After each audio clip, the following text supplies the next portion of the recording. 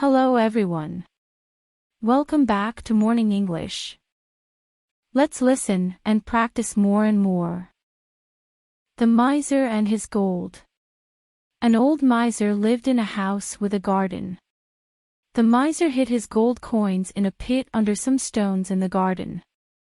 Every day, before going to bed, the miser went to the stones where he hid the gold and counted the coins.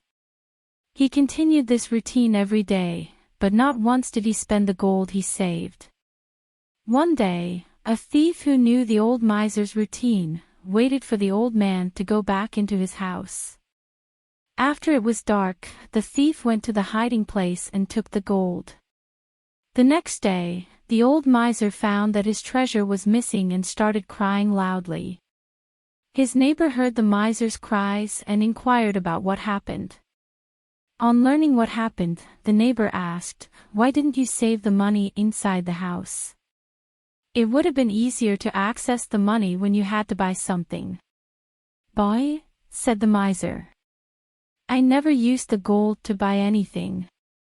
I was never going to spend it."